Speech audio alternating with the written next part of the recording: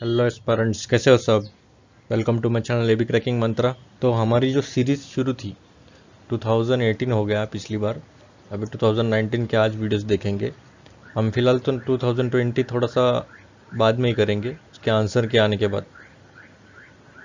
अगर आपने 2013 से देखा नहीं होगा, 2013 से 2019, तो यहाँ प्लेलिस्ट है, तो वहाँ पूरी वीडियोस देखिए। ठीक है, चलिए स्टार्ट करते हैं। ये मेरे बारे में थोड़ी इन्फॉर्मेशन है, आप पढ़ सकते हैं। चलिए तो पॉलिटी के क्वेश्चन स्टार्ट करते हैं। यूपीएससी पॉलिटी 2019 क्वेश्चंस, और ये आपकी स्क्रीन पर। Consider the following statements. The parliament prevention of disqualification act 1959 exempt several posts from disqualification on the grounds of office of profit. ठीक है। above mentioned act was amended 5 times. The term office of profit is well defined in the constitution of India. तो इसमें से कौन सा सही है ये चूज करना है। तो parliament act 1959 exempt several post from disqualification on the grounds of office of profit. मतलब ये जो एक्ट है 1959 का, ये एग्जेम्प्ट करता है कुछ पोस्ट के लिए जो डिस्क्वालिफिकेशन रहता है ग्राउंड ऑफिस ऑफ प्रॉफिट का। फिर ये जो अबव एक्ट है वो 5 बार अमेंड किया गया है, और ये ऑफिस ऑफ प्रॉफिट पूरा वेल डिफाइंड है कॉन्स्टिट्यूशन में। तो अभी थोड़ा सा पॉज कीजिए और सोचिए आंसर क्या होगा। तो फिलहाल तो आंसर एक इस पे डिपेंड करता है, वो है थर्ड स्टेटमेंट पे। या अगर आपको पता भी नहीं रहेगा तो भी चलेगा। अभी थर्ड स्टेटमेंट क्या है, ऑफिस ऑफ प्रॉफिट है। ये वेल डिफाइंड बोला है, तो वेल डिफाइंड नहीं, ये सिर्फ मेंशन है। मेंशन और वेल डिफाइंड में बहुत फर्क होता है। किसी इसका मेंशन रहना और उसको पूरा अच्छी तरह से डिफाइन करना, फर्क है। तो इसलिए ये आंसर गलत है। थर्ड गलत आंसर हो गया 1 और 2। चलिए थोड़ा सा एक्सप्लेनेशन देखते। तो देखिए, ऑफिस ऑफ प्रॉफिट जो है वो आर्टिकल 102 और 191 में मेंशन किया है, ना कि डिफाइन, सिर्फ मेंशनड है। देखो इधर वो भी वही लिखा है, answer has not been defined anywhere in the constitution. According to article 102(1)(a), a person shall be disqualified as a member of Parliament for holding any office of profit under the government of India for the government of any state other than office declared by Parliament by law not to disqualify its holder. मतलब अगर कोई member है parliament का या कोई भी, तो वो उसको जो प्रिस्क्राइब किया गया रहेगा पार्लियामेंट में, जो भी ड्यूटीज़ वगैरह, तो उसके खिलाफ दूसरे अगर कोई बिजनेस वगैरह चलाता रहेगा, समझो गाड़ियों का, या तो कुछ भी बिजनेस चलाता रहेगा और वहाँ से उसको प्रॉफिट मिलता रहेगा, तो वो कंसीडर नहीं किया जाएगा, उसकी मेंबरशिप पूरी कैंसिल की जाएगी, डिस्क्वालीफाई कर दिया जाएगा उसका मेंबर। तो ये ऑफिस ऑफ प्रॉफिट का डेफिनेशन है। हमने पिछली 2018 में भी यही देखा था, और फिर से इस साल भी ऑफिस ऑफ प्रॉफिट पे क्वेश्चन पूछा है। देखो मतलब रिलेटेड ही क्वेश्चन आते रहते। वैसा ही इसमें भी वही है, disqualified on council of state वाला, ये सेंटर वाला है, ये स्टेट वाला है। Member of legislative council of state for holding वही वही है। तो इसलिए थर्ड इनकरेक्ट हो गया अपना ऑफिस ऑफ प्रॉफिट, क्योंकि मेंशनड है इसलिए। बाद में parliament has also elected the parliament, ये एक्ट जो है 1959 का, ये अमेंडेड 5 टाइम्स हो गया था तो एक्सपांड एग्जेम्प्टेड लिस्ट, इसलिए ये करेक्ट हो गया। फिर office of profit under central and state government and which do not disqualify the holders from being MP और MLA respectively. There is no bar on how many offices can be exempted from the purview of law. मतलब कोई बार नहीं है, मतलब कोई limit नहीं है कितने, कि कौन से ऑफिस में से एग्जाम किया जाएगा, इसलिए 1 करेक्ट है। इसलिए आंसर हो गया 1 और 2। थर्ड करेक्ट, थर्ड गलत था। चलिए नेक्स्ट क्वेश्चन की तरफ चलते हैं। अभी देखिए 9 शेड्यूल फिर से आ गया। 2017 से शेड्यूल पे ऐसे क्वेश्चन पूछने चालू किए। देखो 18 और 19 में भी आ गया। 2019 में 18 में भी 9th पे आया गया था, और 2018 में भी 9th पे आया, 19 में भी 9th पे आया। ये तो बहुत ही बेसिक क्वेश्चन पूछा कि 9 शेड्यूल जो है वो जब इंट्रोड्यूस किया गया था तब किसके प्राइम मिनिस्टर थे, तब कौन से प्राइम मिनिस्टर थे। ये जनरली पूछते नहीं कि कौन से प्राइम मिनिस्टर कब के थे, पर ये जो शेड्यूल था ये काफ़ी इंपॉर्टेंट था, जो कि फर्स्ट शेड्यूल। अगर आपने पिछले वीडियो देखा रहेगा, अगर नहीं देखा तो ये आई लिंक पर है। तो ये फर्स्ट अमेंडमेंट थी पूरे कॉन्स्टिट्यूशन की, पहली बार। तो पहली बार अमेंडमेंट कब किया जाएगा, जब आज़ाद हो जाएगी अब। तो आज़ादी के टाइम पे जो प्राइम मिनिस्टर थे तो वो जवाहरलाल नेहरू ही थे। तो आंसर ये हो गया। और 2017 में मैंने पूरे शेड्यूल्स एक्सप्लेन किए, वो भी देखिए, 2017 का भी वीडियो है, उसमें भी देखिए, और 2018 भी। चलिए नेक्स्ट क्वेश्चन की तरफ चलते हैं। Consider the following statements. The 44th amendment to the constitution of India introduced an article placing the election of the prime minister beyond judicial review. मतलब जो 44th अमेंडमेंट थी कॉन्स्टिट्यूशन में, उन्होंने एक आर्टिकल इंट्रोड्यूस किया, उसमें लिखा कि इलेक्शन जो रहेगा प्राइम मिनिस्टर का वो जुडिशियल रिव्यू के बियॉन्ड रहेगा। मतलब जुडिशियल रिव्यू नहीं ले सकते हम प्राइम मिनिस्टर के इलेक्शन के जो प्रोसेस है वो, पूरा आर्टिकल में। तो ये पहला स्टेटमेंट है। Second, the supreme Court of India struck down the 99th amendment to the constitution of India as being violative of the independence of the judiciary. मतलब जो 99th अमेंडमेंट था सुप्रीम कोर्ट ने struck कर दिया, मतलब struck मतलब उसको खारिज किया। क्यों? तो वायलेटिव था इंडिपेंडेंस ऑफ जुडिशरी के लिए। तो आंसर कौन सा करेक्ट है आप सोचिए, पॉज कीजिए और कोशिश कीजिए सॉल्व करने की। तो आंसर सेकंड तो सही है, क्योंकि 99 तो एनजेसी था, तो उसके बारे में तो हम देखेंगे आगे, और वो खारिज किया। और पहले इसमें तो ऐसे कोई प्रोविजन है ही नहीं, तो इसलिए आंसर बी हो गया। चलिए इसका एक्सप्लेनेशन देखते हैं।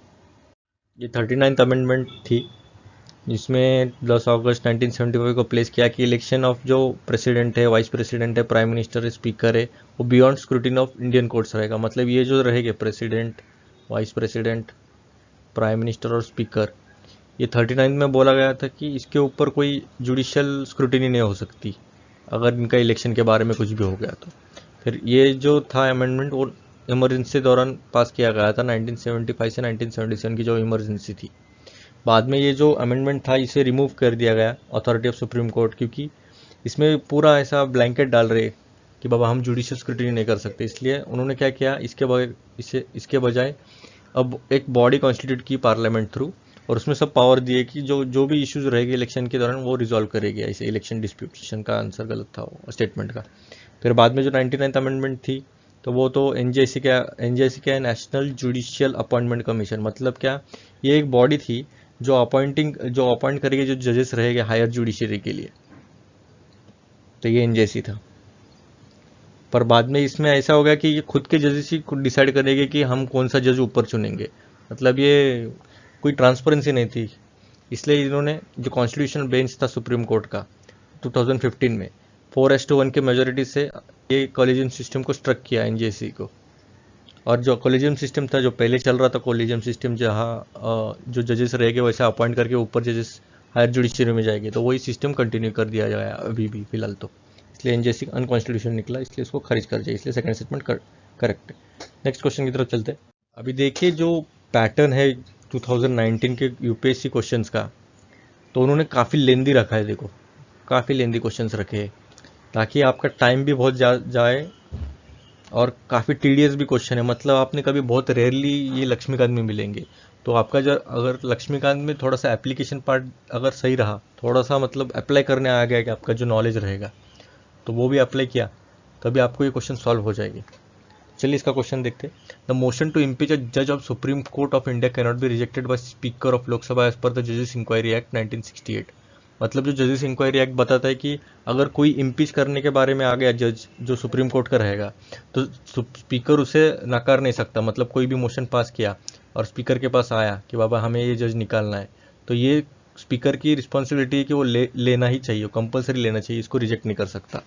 तो ये पहला स्टेटमेंट है। सेकंड की the constitution of India defines and give details what constitutes incapacity and proved misbehaviour of the जजेस of the supreme court and of India. मतलब जनरली जो जजेस सुप्रीम कोर्ट के जो जजेस रहते हैं, तो उन्हें निकालने के लिए दो ग्राउंड्स रखे। एक तो पहला है कि इनकैपेसिटी, मतलब उनमें क्षमता ही नहीं है, और दूसरा है कि प्रूव्ड मिसबिहेवियर। प्रूव्ड मतलब क्या, उसको प्रूव किया है कि ये मिसबिहेव करेगा, मतलब मिसबिहेव हो रहा है, मतलब कुछ मेंटली थोड़ा स्ट्रेस रहेगा या फिर कुछ भी हो सकता है, तो इसलिए प्रूव्ड मिसबिहेवियर। ये दो ग्राउंड्स पे सुप्रीम कोर्ट जज को निकाल सकते हैं। तो इसमें बताया गया कि ये जो दो क्राइटेरिया है उसे डिफाइन किया गया है और डिटेल भी दिया है कॉन्स्टिट्यूशन में। ये सेकंड स्टेटमेंट है। Third, the details of process of impeachment of the जजेस of supreme Court of India are given in the जजेस इंक्वायरी एक्ट। मतलब जो जजेस को इम्पीचमेंट मतलब क्या, पिछले वीडियो में देखा था कि उन्हें निकालना जो प्रोसेस है उसे इम्पीचमेंट कहते हैं। तो निकालने के लिए जो पूरी जो ये है क्या बोलते प्रोसेस है, तो वो पूरी जजेस इंक्वायरी एक्ट में दिया गया है। ये थर्ड स्टेटमेंट है। फिर फोर्थ है, if the motion for impeachment of जज is taken for voting, the law requires the motion to be backed by each house of the parliament and supported by a majority of total membership of that house by not less than 2/3 of total members of that house present and voting. कुछ समझा नहीं रहेगा, ठीक है मैं बताता। ये अभी देखिए एक मोशन पास किया गया, इम्पीचमेंट करना है जज के लिए, ठीक है, एक मोशन पास किया गया, अभी एक हाउस में है, तो लॉ बोलता है, लॉ रिक्वायर्स कि ये जो मोशन रहेगा उसको बैकिंग कितना रहेगा। अभी ये एक हाउस है, ये एक हाउस है, जो टोटल रहेंगे हाउस के मेंबर्स उसका 2/3 मेजोरिटी चाहिए। इसका भी और इसका भी टोटल मेंबर, अब ये लोकसभा है ये या राज्यसभा है, तो इसका भी 2/3 और इसका भी 2/3 रहना चाहिए मेजोरिटी, तब जाके ये जो मोशन रहेगा वो पास होगा। तो ये फोर्थ स्टेटमेंट था। इसमें से कौन सा सही है वो बताना है। तो पॉज कीजिए और कोशिश कीजिए सॉल्व करने की। तो फर्स्ट ऑफ ऑल फर्स्ट तो गलत है, तो ये 2 गए, और ये थर्ड सही है। सेकंड तो डिफाइन नहीं किया इसलिए सेकंड भी गया, तो आंसर ये दोनों में रहेगा 3, 4 या 3 ओनली, ये 2 क्वेश्चन पे आता है। अभी फोर्थ में तो 2/3 है एक्चुअली, क्योंकि किसी भी जज को निकालना इतना आसान नहीं, इसलिए 2/3 मेजोरिटी रहेगी, इसलिए सी आंसर सी हो गया। चलिए इसका एक्सप्लेनेशन देखते हैं। अभी ये देखिए, इन्होंने डिफाइन ही नहीं किया इनकैपेसिटी और प्रूव्ड मिसबिहेवियर क्या है, इसलिए सेकंड स्टेटमेंट तो गलत हो गया। फिर जजेस इंक्वायरी एक्ट है, वो रेगुलेट करता है जो भी रिमूवल रहेगा जजेस का, इम्पीचमेंट, वो पूरा सुप्रीम कोर्ट का, तो वो भी दिया है, इसलिए थर्ड स्टेटमेंट करेक्ट हो गया अपना। फिर जो इम्पीचमेंट प्रोसीजर अभी देखिए कैसे रहती है, सुप्रीम कोर्ट जज का अगर निकालना रहेगा तो कैसा होता है वो देखेंगे हम अभी। एक तो पहला एक मोशन रहता है, उसे साइन किया जाना चाहिए 100 मेंबर्स जो कि लोकसभा में रहेंगे, या 50 मेंबर जो कि राज्यसभा है, दोनों में से कौन सा भी किसी एक ने भी ये अगर 100 मेंबर्स का मोशन पास किया साइन करके, बाबा हमें ये जज निकालना है, तब ये जाता है स्पीकर की तरफ, और स्पीकर या चेयरमैन, अभी लोकसभा में रहेगा तो स्पीकर की तरफ जाएगा, और राज्यसभा में रहेगा तो चेयरमैन की तरफ जाएगा। अभी स्पीकर या चेयरमैन में एडमिट मतलब क्या, उनकी मर्जी के हिसाब से, अगर उनको लगा बाबा ये सही है मोशन इसके रिगार्डिंग, सुप्रीम कोर्ट के रिगार्डिंग, जज के रिगार्डिंग, तो ये एक्सेप्ट भी कर सकते हैं या फिर रिफ्यूज़ भी कर सकते हैं। तो इनके ऊपर पूरा डिस्क्रिशनरी पावर रहती है, इसलिए पहला स्टेटमेंट गलत था वो, कि वो इन्होंने एक्सेप्ट ही करना चाहिए, वो गलत था। अगर ये एडमिट होता है, समझो स्पीकर पास करता है, तो एक 3 मेंबर कमेटी बैठती है, ये पूरा चार्जेस को इन्वेस्टिगेट करेगी कि बाबा ये जो सुप्रीम कोर्ट की जज है उन्होंने क्या क्या ऐसा क्या किया कि इन्होंने निकालना पड़ेगा। जनरली ऐसा बहुत रेयरली, एक्चुअली ये हुआ ही नहीं, अभी तक कौन से भी जज को इम्पीच नहीं किया गया। तो ये 3 मेंबर कौन से रहते हैं, तो चीफ जस्टिस और जज ऑफ सुप्रीम कोर्ट, ये दोनों में से कोई एक रहेगा। फिर chief justice of high court रहेगा, एक डिस्टिंग्विश्ड ज्यूरिस्ट रहता है। If the committee finds the judge to be guilty of proved misbehavior or suffering from an incapacity, the House can take up the consideration of the motion. अगर ये दो, मैंने कि जैसे बताया आपको, ये 2 ग्राउंड्स रहते हैं, प्रूव्ड मिसबिहेवियर और इनकैपेसिटी, अगर ये दोनों प्रूव हो जाता है तो ये आगे मोशन पास होता है। और ये मोशन कैसे पास होता है, तो special majority of each house of parliament, जैसे कि 2/3 वाली मेजोरिटी जो प्रेजेंट और वोटिंग रहेगी, इसलिए चौथा स्टेटमेंट करेक्ट था। और finally president passes an order removing the जज, फाइनली प्रेसिडेंट पास करता है, बाबा ये जज निकालना चाहिए। वैसे तो अभी तक कोई भी जज सुप्रीम कोर्ट का ऐसा इम्पीच हुआ ही नहीं, ये काफ़ी अच्छी बात है। चलिए नेक्स्ट क्वेश्चन की तरफ चलते। अभी 2018 में हमने देखा था राइट टू प्राइवेसी किसके अंडर आता है। राइट टू प्राइवेसी जो है ये इंट्रिंसिक पार्ट रहता है right to life and liberty का, पर्सनल लिबर्टी। अभी पर्सनल लिबर्टी क्या रहती है, मतलब एक पर्सन कुछ भी जो भी चॉइस करेगा उसके ऊपर रहता है। अभी इसका ही एप्लीकेशन ये क्वेश्चन है, which article of the constitution India safeguards one's right to marry the person of one's choice, मतलब किसी के साथ कोई भी शादी करने का रहेगा, मतलब उसकी जो चॉइस रहेगी उसके ऊपर डिपेंड करता है। तो ये कौन से आर्टिकल में बताया गया है, या फिर रिलेट कर सकते हैं इसको कि इसके जो राइट रहेगा, right to marry any person of his own choice, तो ये कौन से आर्टिकल में, 19, 21, 25, 29। तो पॉज कीजिए, कोशिश कीजिए सॉल्व करने की। इसका आंसर मैंने ही बताया, एक्चुअली आर्टिकल 21 होगा ऑब्वियस है, right to personal life and personal liberty. तो आप पिछला वीडियो नहीं देखा रहेगा तो पिछला वीडियो में देखिए right to life and personal liberty के बारे में, और मुझे कमेंट सेक्शन में बताइए आर्टिकल 19 क्या है, 25 क्या है और 29 क्या है। चलिए नेक्स्ट क्वेश्चन की तरफ चलते। With reference to the constitution of India, prohibitions or limitations or provisions contained in ordinary laws cannot act as prohibitions or limitation on the constitutional powers under article 142. It could mean which one of the following? अभी इतना बड़ा सवाल है, क्या कुछ समझ में भी नहीं आ रहा क्या बोल रही है। प्रोहिबिशन और लिमिटेशन जो रहेंगे ऑर्डिनरी लॉज में, ये एक्ट नहीं कर सकते। प्रोहिबिशन और लिमिटेशन जो रहेगा कॉन्स्टिट्यूशनल पावर्स में, ये अंडर आर्टिकल 142 बताया गया। तो ये अंडर, ये मतलब क्या है, इसका मतलब किस में ये बताया गया आर्टिकल 142। फर्स्ट ऑफ ऑल जो आर्टिकल 142 था उस ईयर में काफ़ी न्यूज़ में था, और इतना भी पता रहना चाहिए कि आर्टिकल 142 किसके रिगार्डिंग है। अब इसमें बताया गया इलेक्शन कमीशन है, या सुप्रीम कोर्ट है, फिर या प्रेसिडेंट ऑफ इंडिया इमरजेंसी वाला है, फाइनेंशियल इमरजेंसी वाला है, या फिर state legislature can not make laws and certain in union legislature. मतलब ब्रॉड अंडरस्टैंडिंग है, सिर्फ इतना भी पता रहता है कि ये सुप्रीम कोर्ट के रिगार्डिंग है। तो आंसर सीधा यही होता है, आपको पढ़ने की भी ज़रूरत नहीं है क्या है। Supreme Court of India is not constrained in the exercise its power by laws made by the parliament.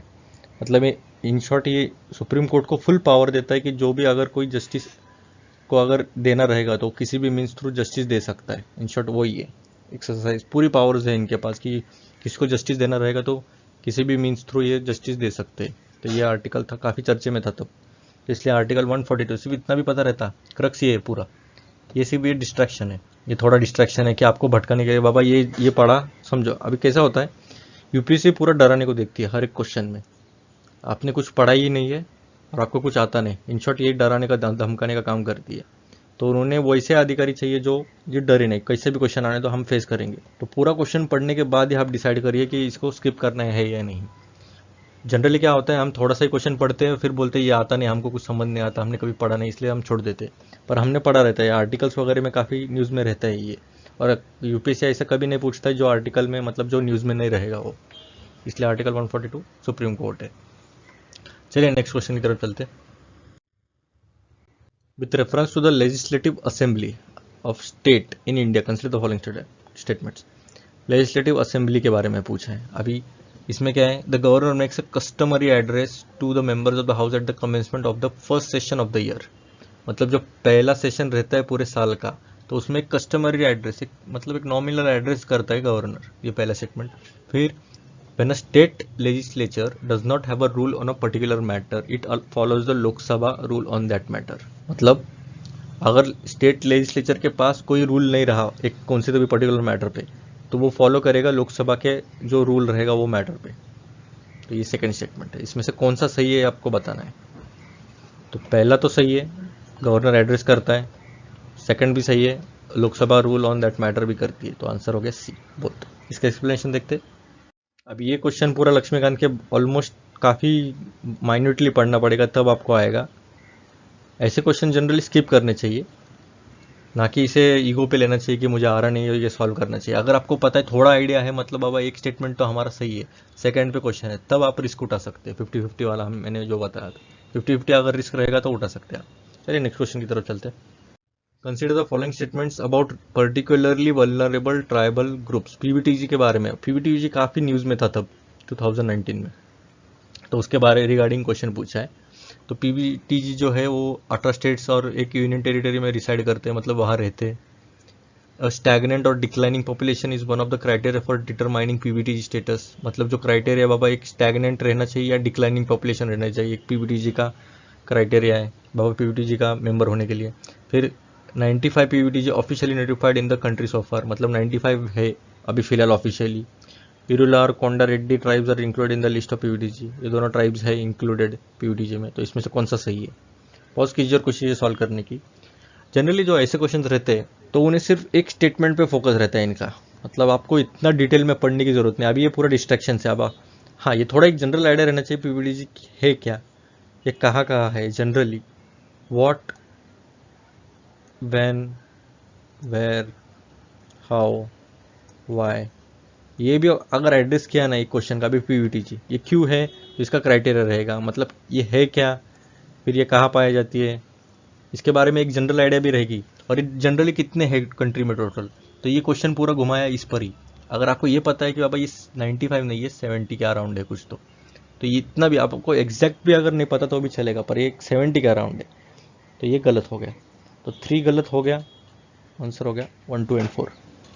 खत्म, क्वेश्चन ही खत्म। आपको ज़्यादा पढ़ने की भी ज़रूरत नहीं है, ये पढ़ने की भी ज़रूरत नहीं, आपको सिर्फ इतना पता रहना चाहिए क्या। बाकी ये क्राइटेरिया है, पर आपको एक जनरल अंडरस्टैंडिंग होनी चाहिए कि बाबा पीवीटीजी है क्या। चलिए इसका एक्सप्लेनेशन देखते हैं। अभी पीवीटीजी मतलब क्या है, पर्टिकुलरली वल्नरेबल ट्राइबल ग्रुप। अभी पीवीटीजी मतलब एक ट्राइबल ग्रुप है, समझो ये पूरा ट्राइबल ग्रुप है। तो उसमें से भी एक काफ़ी एक वल्नरेबल सेक्शन रहता है जहाँ उनके पास एक क्राइटेरिया है उनके बारे रिगार्डिंग, जैसे कि एक pre agricultural level of technology बहुत कम है, फिर लो लिटरेसी बहुत कम है, इकोनॉमिक बैकवर्डनेस है, स्टैगनेंट है, डिक्लाइनिंग पॉपुलेशन है। तो उसमें से भी ट्राइबल में से भी एक पर्टिकुलरली वल्नरेबल मतलब ये थोड़ा सा उसमें भी वल्नरेबल जो सेक्शन रहता है वो पीवीटीजी बोलते हैं उसे। तो फिर उसमें ये बताया गया कि ये जो पीवीटीजी रहती है सेंट्रली रिकॉग्नाइज किया जाता है, एक स्पेशल कैटेगरी रहती है अमॉन्ग शेड्यूल्ड ट्राइब्स में। और ये जो है पीवीटीजी ये 4th 5 ईयर प्लान में कॉन्स्टिट्यूट किया गया था देबर कमीशन ने 1960 और 61 में। और ये इनके लिए एक फॉलोइंग फीचर्स है, अगर कोई भी आइडेंटिफाई किया जाता है इसमें से कोई एक या दो या इससे भी ज़्यादा क्राइटेरिया, तो उसको पीवीटीजी के अंडर डाला गया है। जैसे कि ये बताया मैंने, इसमें मैं जैसे बताया 70 के अराउंड है, मतलब टोटल 75 ट्राइबल ग्रुप्स है। ये रिकॉग्नाइज किसने किया है? मिनिस्ट्री ऑफ होम अफेयर्स ने। और इसलिए स्टेटमेंट 3 गलत है। और ये 18 स्टेट्स और 1 यूनियन टेरिटरीज जैसे कि अंडमान निकोबार में पाया गया है। बाकी कोंडा रेड्डी ये रूलर तो है ही। चलिए नेक्स्ट क्वेश्चन की तरफ चलते हैं। With reference to constitution of India consider the following statements. No high court shall have the jurisdiction to declare any central law to be constitutionally invalid. मतलब हाई कोर्ट के पास, कौन सा भी हाई कोर्ट के पास एक पावर है ही नहीं या जुरिस्डिक्शन है ही नहीं, अगर कोई सेंट्रल लॉ रहेगा तो कॉन्स्टिट्यूशनली इनवैलिड करने की अथॉरिटी। और सेकंड स्टेटमेंट है amendment to the constitution of India can not be called into question by Supreme Court of India. मतलब कोई भी अमेंडमेंट की गई तो उसे सुप्रीम कोर्ट क्वेश्चन नहीं कर सकता। तो ये दोनों में से कौन सा सही है? इज और आर करेक्ट है। अभी कुछ कुछ क्वेश्चन में इज करेक्ट है या आर करेक्ट है, मतलब अभी जनरली ये एमपीसी में होता है, बहुत रेयर सिचुएशन है बाबा आपको कुछ आइडिया नहीं है तो एमपीसी में ये ट्राई कर सकते हो आप, ठीक। अभी which of the following statement, अभी यूपीएससी बहुत शातिर है, ये इन्होंने ईज और आर दोनों लिखा है। मतलब ईज मतलब क्या, एक स्टेटमेंट रहेगा, आर मतलब दो रहेंगे। अभी कुछ कुछ एमपीएससी के क्वेश्चन में इज करेक्ट पूछा रहता है, 2-3 स्टेटमेंट रहते हैं, मतलब इसमें से सिर्फ एक ही करेक्ट है ऐसा बताना का रहता है, इसलिए 50-50 पे आ जाता है। पर इसमें कैसा है, दोनों पूछा है, तो इसलिए हम इतना शातिर रहना चाहिए। वैसे यूपीएससी में कुछ फ़ायदा नहीं, आपको अगर पता रहेगा तो ही सॉल्व करिए। अभी इसका आंसर क्या रहेगा? पहला तो गलत है, ऐसा कुछ हो ही नहीं सकता कि अगर कॉन्स्टिट्यूशनली इनवैलिड है तो हाई कोर्ट भी कर सकता है और सुप्रीम कोर्ट भी कर सकता है। ये जो भी कोई लॉ रहेगा उससे सीधा खारिज कर सकते हैं, जैसे कि एनजेसी किया है। वैसे वो सुप्रीम कोर्ट ने किया था, पर फिर भी अमेंडमेंट जो रहेगा वो भी क्वेश्चन कर सकते हैं हम, जो सुप्रीम कोर्ट का रहेगा। सुप्रीम कोर्ट के पास फुल अथॉरिटी है, क्वेश्चन करेंगे अगर कोई बेसिक स्ट्रक्चर को अगर धक्का पहुंचा तो। इसलिए सेकंड भी गलत, फर्स्ट भी गलत, आंसर हो गया डी, नाइदर। चलिए इसका एक्सप्लेनेशन देखते हैं। जैसे कि मैंने बताया हाई कोर्ट स्ट्राइक डाउन कर सकते हैं सेंट्रल लॉ को, जैसे कि एग्जांपल हो गया मद्रास हाई कोर्ट का जो रिट पिटिशन थे, जो कि पीसीपी एनडीटी पे था 6 मंथ्स ट्रेनिंग रूल्स में, कि ये beyond the scope of PCP NDT act था और इनकंसिस्टेंट था मेडिकल काउंसिल ऑफ एक्ट से, इसलिए इसे खारिज कर दिया गया था। मतलब एग्जाम्पल है, इसका भी इतना मायने नहीं रखता, पर एक एग्जाम्पल के थ्रू आप केस स्टडीज़ में एमपीएससी में यूपीएससी मेंस में हम केस स्टडी के रूप में बता सकते कि बाबा हाई कोर्ट जो है वो स्ट्राइक डाउन कर सकता है। और इसके बारे में आपने एग्जाम्पल भी दिया, बाबा ये एग्जाम्पल था मद्रास हाई कोर्ट ने ऐसे ऐसे किया था, छोटा क्रिस्प में 1-2 लाइन में, तो आपका मार्क्स भी बढ़ता है यूपीएससी मेन्स में। मेन्स पूरा राइटिंग वाला रहता है इसलिए। फिर सेकेंड स्टेटमेंट क्या है, Supreme Court in Kesavananda Bharati case held that constitution, वही बताया अगर बेसिक स्ट्रक्चर को हम थोड़ा सा भी ऐसा वायलेट करते तो ख़त्म, उसके ऊपर सुप्रीम कोर्ट फिर पूरा एकदम शातिर हो जाएगा, बाबा ये गलत है, इसके ऊपर आप नहीं कुछ कर सकते, और भले वो कॉन्स्टिट्यूशनल अमेंडमेंट में क्यों ना हो। चलिए नेक्स्ट क्वेश्चन की तरफ चलते। In the context of polity which one of the following would you accept as the most appropriate definition of liberty. 2018 के मैंने लिबर्टी वाले सवाल में बताया था आपको कि ये लिबर्टी के डेफिनेशन पे भी क्वेश्चन पूछा है। अभी आपको सिर्फ डेफिनेशन पता रहती बाबा एब्सेंस ऑफ रिस्ट्रेंट्स रहेगा लिबर्टी मतलब, तो आप सीधा ये मार के आ जाओगे, पर ऐसा नहीं। इसमें क्या बताया है, would you accept as the most appropriate definition of liberty. अभी यूपीएससी का माइंडसेट में क्या है अभी देखेंगे आप। Protection against the tyranny of political rulers ये है, पर इतना नहीं मैच करता। एब्सेंस ऑफ रिस्ट्रेंट तो है ही लिबर्टी का definition. Opportunity to whatever one likes ये भी बोल सकते हैं। Opportunity to develop oneself fully ये थोड़ा सा होलिस्टिक लग रहा है, देखो थोड़ा सा होलिस्टिक लग रहा है। Opportunity to do whatever one likes मतलब ये कुछ भी कर सकता है, ये लिबर्टी है। और कुछ भी कर सकता है तो इसमें लिमिटेड रिस्ट्रिक्शंस रहते हैं उसके ऊपर, तो ये तो नहीं रह सकता। एब्सेंस ऑफ रिस्ट्रेंट और इसमें थोड़ा सा कन्फ्यूजन था क्लासेस के आंसर्स की में, ये तो है ही नहीं, ये फंडामेंटल राइट को दर्शाता है generally, protection of tyranny of political rules. तो आंसर क्या रहेगा, अभी थोड़ा सा लेमैन टर्म्स में अगर देखा जाए तो ये आंसर थोड़ा सही लग रहा है, और जो ऑर्डिनरी जो रहेगा वही क्वेश्चन, और जो ज़्यादातर ब्रॉड रहेगा वही आंसर टिक करना चाहिए। एब्सेंस ऑफ रिस्ट्रिक्ट थोड़ा सा नेगेटिव कनेक्ट करता है और ये थोड़ा सा पॉजिटिव है, इसलिए कभी भी थोड़ा सा याद रखिए, अगर थोड़ा सा पॉजिटिव भी जा रहा रहेगा, दोनों भी सही है एक्चुअली देखा जाए तो, पर ये तो थोड़ा सा पॉजिटिव जा रहा है, इसलिए आंसर ये हो सकता डी है। चलिए नेक्स्ट क्वेश्चन की तरफ। Which one of the following suggested that the governor should be an eminent person from outside the state and should be detached figure without intense political links or should not have taken part in politics in the recent past? अभी जो governor का जो appointment रहता है, governor किसे appoint करेंगे जिसका politically कोई लिंक रहेगा नहीं, पॉलिटिक्स से रिलेटेड कुछ नहीं रहेगा, या फिर पॉलिटिक्स में उसने पार्ट लेना नहीं चाहिए, और जो स्टेट में जिस अपॉइंट करेंगे, समझो महाराष्ट्र का रहेगा, आपको गवर्नर अपॉइंट करने का रहेगा, तो महाराष्ट्र में से नहीं हम इलेक्ट कर सकते या अपॉइंट कर सकते, उसके महाराष्ट्र से बाहर जो भी रहेगा उसे अपॉइंट किया जाएगा, जैसे अभी महाराष्ट्र की कोश्यारी है, तो वैसे। तो अभी ये जो सजेशन है तो ये किस में दिया गया था? फर्स्ट ARC, राजा मन्नर सरकार या national commission to review the working of the constitution. अभी हमें कुछ आइडिया नहीं है कि बाबा ये क्या किसने सजेस्ट किया रहेगा, पर आपने बाकी रिलेटेड टॉपिक्स पढ़े रहेंगे। तो national commission to review working of the constitution, जो कॉन्स्टिट्यूशन का वर्किंग है उसके ऊपर बनाते हैं, इतना स्पेसिफिक तो नहीं जाएगी गवर्नर क्या है, ये गया। फर्स्ट ARC कमीशन भी रिकमेंडेशन करता है, जो एडमिनिस्ट्रेशन के रिगार्डिंग रहेगा वो करेगा, मतलब गवर्नर का बहुत चांसेस कम है, तो ये भी गया। अभी ये दो है, अभी राजा मन्नर सेंटर स्टेट रिलेशंस के लिए ज़्यादातर रिकमेंडेशन करता है, और ये सरकारिया है वो भी सेंटर स्टेट है पर ज़्यादातर गवर्नर के भी पीछे लगता है, तो इसलिए आंसर सी हो गया, सरकारिया।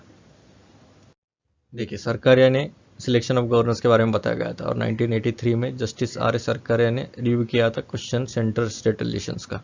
मतलब ये दोनों भी सेंटर स्टेट रिलेशन के अंडर आते हैं, जो राजा मन्नार और सरकारिया है, पर उसमें से भी अभी आपको 50-50 पे आ गए थे, सरकारिया ने तो राजा मन्नार, दोनों में से एक है, तो एक रिस्क लेना चाहिए कौन सा भी। Entire question regarding the relation that should in federal setup, ठीक है। नेक्स्ट क्वेश्चन की तरफ चलते हैं। फिलहाल तो क्वेश्चन ही खत्म हो गए, मज़ा आ रहा था, ठीक है कोई बात नहीं। तो थैंक यू, ऐसे सपोर्ट करते रहिए। अगर आपने ये सीरीज़ पूरी चालू है तो ये पूरी सीरीज़ देखिए 2013 से लेकर 19 तक। 20 के भी हम बनाएंगे जब आंसर की आएगी, तब तक के लिए लाइक शेयर और सब्सक्राइब कीजिए। Thank you.